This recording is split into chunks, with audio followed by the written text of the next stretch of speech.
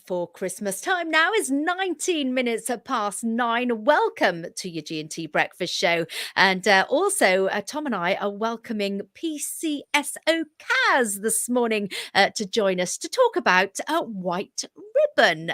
So we're going to find out more. Very good morning to you, Borada. Borada, Gina here. I'm Tom. Jamai.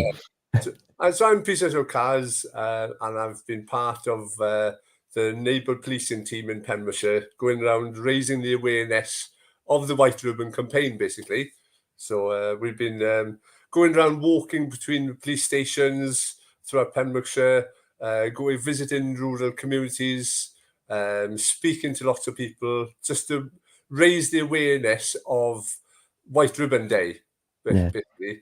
It's been a campaign that lasts over 16 days, but we've basically walked between the stations.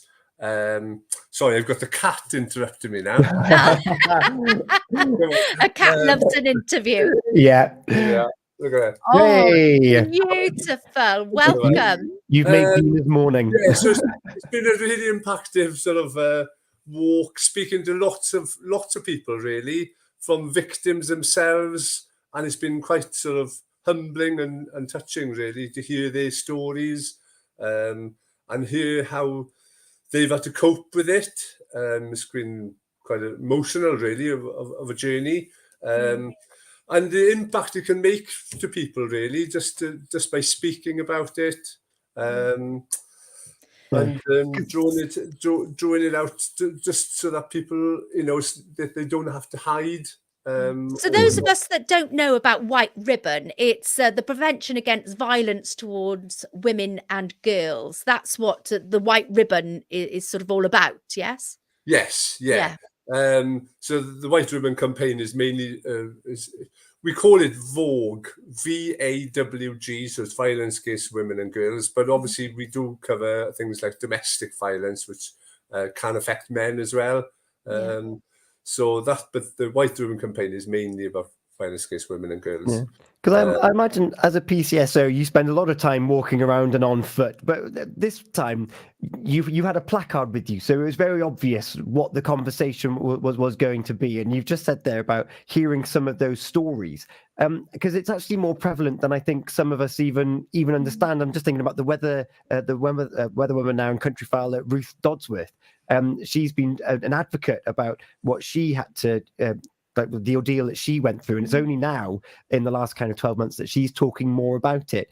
You mentioned some of those impactful stories. It can be a very isolating thing because it doesn't have to be physical violence either, does it? No, exactly. I mean, a lot of people probably suffer with it, are victims of it, I should say, without even family members knowing. The amount of people we spoke to that their loved ones, their sisters or their brothers were experiencing it for years and without the rest of the family knowing about it. And like you say, it doesn't have to be physical violence. It could be mental trauma. It could be, how their partners are behaving towards them and the control that they have and all that. But so listening to some of those stories were quite sort of, well, it was very emotional, basically.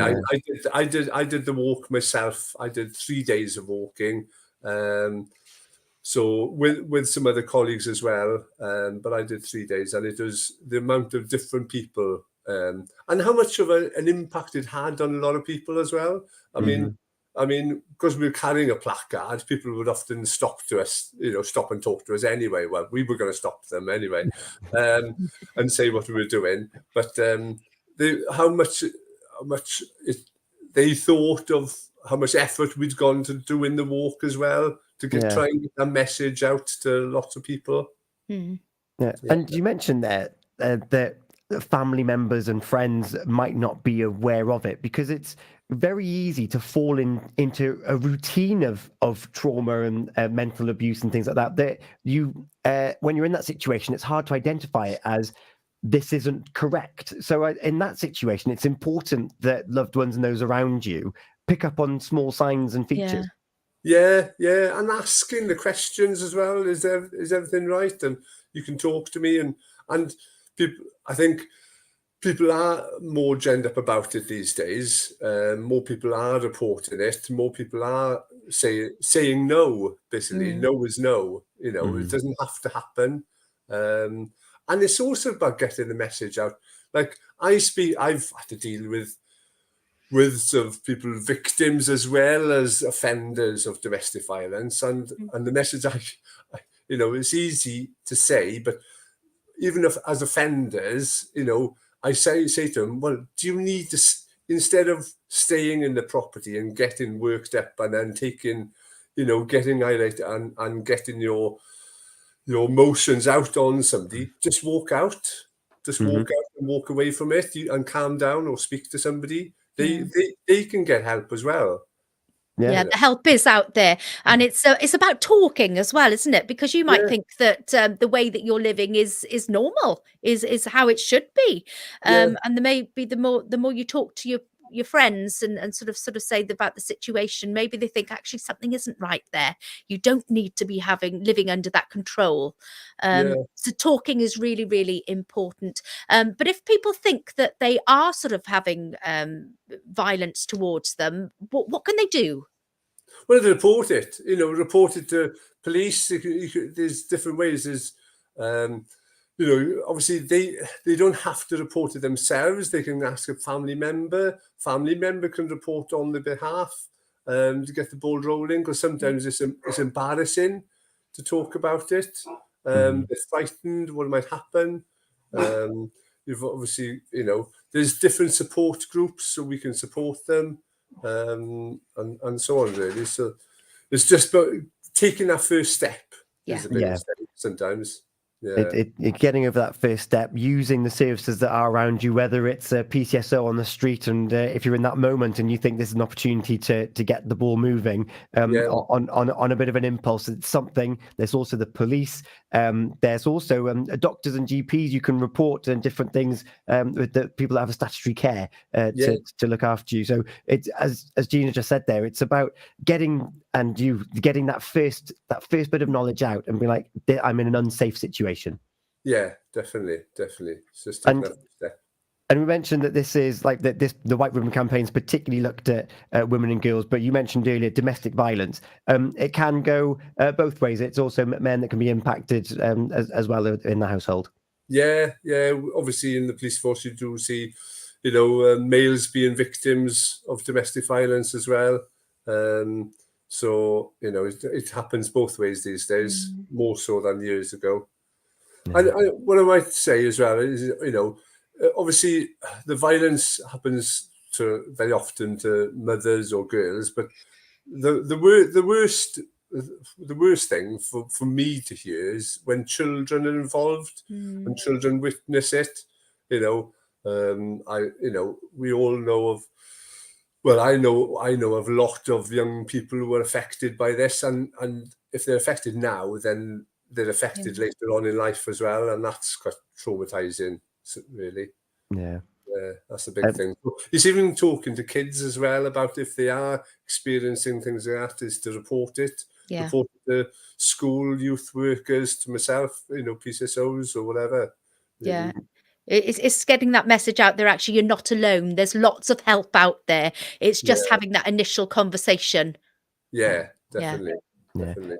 When are you going to be taking part in another campaign or another walk, or back on our roads, back on our streets? I don't know yet. We'll see what happens. But we've got things up in the pipeline anyway. But we'll see.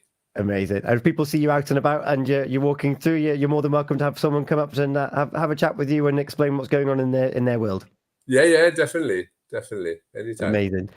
PCSO Kaz, thank you so much for joining us this morning, telling us about the walk and about the people that you've talked to, some of the stories that you've had. And if you are listening to this and being impacted, and you think, that maybe what I'm living in isn't normal, with quotation marks there, then by all means, try and reach out to a friend or a trusted person, and see if there is something out there to support you in that situation. People like Kaz and other colleagues as well. And we'll try and put some information up as well over this festive period, because it's a very stressful time anyway, let alone if you're already in a sequence of violence or trauma as well. PCSO Kaz, thank you so much for joining us. No problem at all. And your wonderful cat, whose name is Georgie. Georgie. Oh, gorgeous, beautiful Yeah. Georgie. Yeah. Gorgeous cat. If you're listening to this and you're wondering what we're talking about, head over to our social media. You can listen back to this whole interview with Kaz again. And Bidig, we have a mutual acquaintance there, Carwyn, as well. Dwi'n dysgu Cymraeg gyda Bidig, although I will be missing today's lesson because of the radio. I know. But I will be. Brother Ian or Miss, I'm going to say Colli. I'm going to lose it. I'm going to lose it. I was right. There you go. Colli Verwes heddiw. There you go. Yeah, da iawn. Diolch yn fawr iawn. Kaz, thank you so much. Nadolig Llawen. It's 9:30. Gina, this means something's just finished. Oh, it does. Yes. What's in Santa's sack? We will reveal very soon and find out who's going into our main prize draw on the 22nd of December. If you're looking for some high-flying fun, Hangar 5 has got it all.